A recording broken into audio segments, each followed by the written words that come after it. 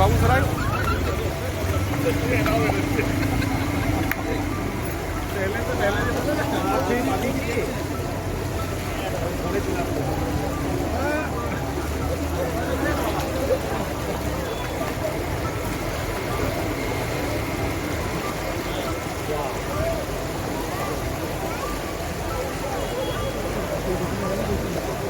এটা কি হিরো নাকি?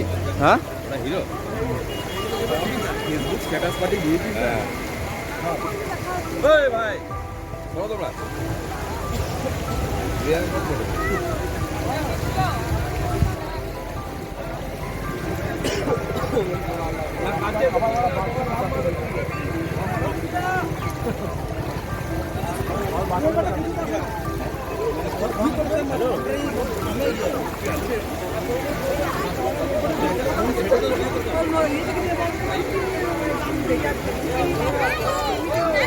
আমরা এই মুহূর্তে দাঁড়িয়ে রয়েছি কোপাই নদীর তীরে এবং যে সেতু রয়েছে সেই সেতুকে একটু দেখানোর চেষ্টা করবো যে সেতু কীভাবে জলমগ্ন হয়েছে এবং বিপজ্জনকভাবে কিন্তু পারাপার করছে আমরা দেখতে পাচ্ছি এবং পুলিশ প্রশাসনের তরফ থেকে সেতুর দুদিকে কিন্তু বাধা দেওয়া যায় যাতে কেউ পারাপার করতে না পারে। একটু আগে আমরা দেখলাম যে একটি বাস কিন্তু বলা চলে যে কীভাবে ঝুঁকি নিয়ে কিন্তু পারাপার করলো এবং যারা পড়ুয়া রয়েছে তারাও কিন্তু ঝুঁকি নিয়ে পারাপার করছে এবং এই যে রাস্তাটি রয়েছে সেটা কিন্তু বোলপুর যে পাড়ুয়ের যে রাস্তা সেই রাস্তার মূল সেতুর মধ্যে আবারও দেখানোর চেষ্টা করবো যে কীভাবে ঝুঁকি নিয়ে দেখো পারাপার করার চেষ্টা করছে।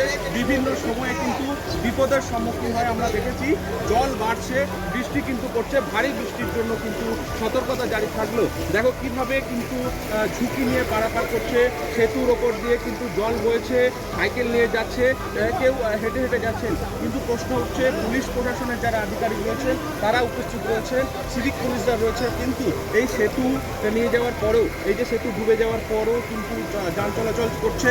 আমরা এই দিকটার একটু ছবি দেখানোর চেষ্টা করব যে বিভিন্ন মানুষ কিন্তু এখানে এসেছেন এবং সেলফি তোলার জন্য রয়েছেন এবং বলা চলে যে রাতভর যে বৃষ্টি হয়েছিল সেই বৃষ্টির প্রভাবে কিন্তু বলাই চলে যে জলস্তর বেড়েছে এবং জলস্তর বাড়ার যে পর্যটকরা কিন্তু ভিড় করছেন। তবে এই সেতু ডুবে যাওয়ায় কিন্তু বোলপুর পাড়ুই যাওয়ার যে রাস্তা সেই রাস্তা কিন্তু কোথাও যেন বন্ধ হয়ে গেল।